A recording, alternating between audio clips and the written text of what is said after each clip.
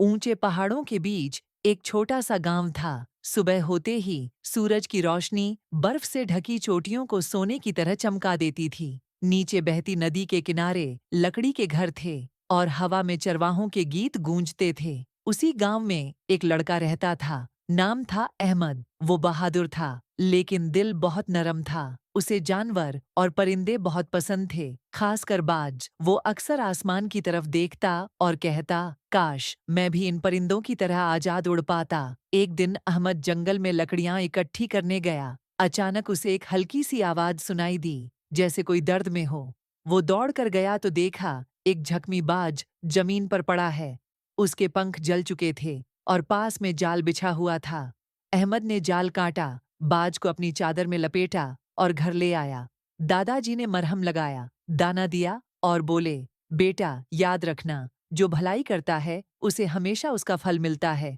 प्रकृति कभी नाइंसाफी नहीं करती। अहमद ने कई दिन तक बाज की देखभाल की। जब वो फिर से उड़ने लायक हुआ, अहमद ने उसे आसमान में छोड़ दिया। बाज ने ऊंचा उड़कर एक तेज सी चीख मारी, जैसे कह रहा हो, मैं तुम्हें नहीं भूलूंगा। अहमद मुस्कुराया और बोला, जाओ ऊंचे, आजाद हो जाओ।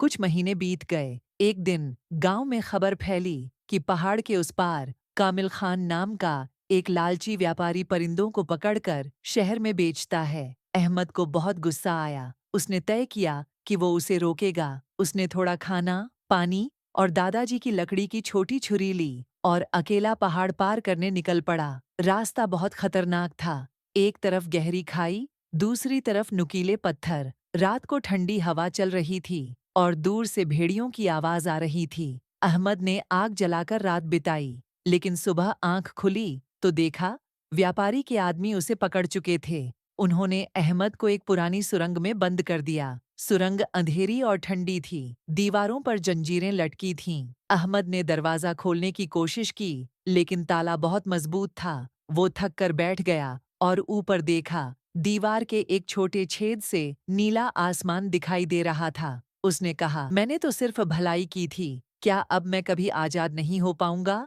तभी ऊपर से पंखों की आवाज आई। अहमद ने देखा, वही ऊंचा उड़ने वाला बाज। वो नीचे उतरा, अपनी नुकीली चोंच से जंजीर पर वार किया और फिर बाहर उड़ गया। थोड़ी देर बाद वो एक चाबी लेकर वापस आया। अहमद ने कांपते हाथों से ताला खोला और बाहर निकल गया। बाज उसके ऊपर उड़ रहा था, रास्ता दिखाता हुआ। व्यापारी के लोग पीछा कर रहे थे, लेकिन बाज ने उन पर झपट्टा मारा, उनके जाल फाड़ दिए और उन्हें डरा कर भगा दिया। आखिरकार अहमद जंगल के उस हिस्से में पहुंचा जहां परिंदों के पिंजरे रखे थे। उसने एक एक कर सारे पिंजरे तोड़ दिए। सैकड़ों परिंदे उड़ गए। उनकी पंखों की आवाज से पूरा जंगल गूंज उठा। कामिल खान गुस्से में चिल्ला रहा था, लेकिन उसके अपने लोग डर कर भाग गए। सूरज निकल आया था और आसमान पर परिंदे आजादी के गीत गा रहे थे। अहमद पहाड़ की सबसे ऊंची चोटी पर खड़ा था। हवा उसके चेहरे को छू रही थी और बाज उसके ऊपर चक्कर लगा रहा था। अहमद ने आसमान की तरफ देखा और मुस्कुराकर कहा, ऊंचे, आज तुम सच में अपने नाम के जैसे हो। तुमने मुझे आजादी दी और ये सिखाया कि भलाई में हमेशा ताकत होती है।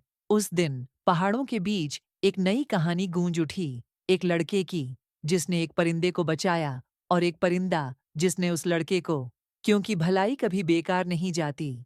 जो दूसरों को आजाद करता है, उसे जिंदगी सबसे ऊंचा मुकाम देती है।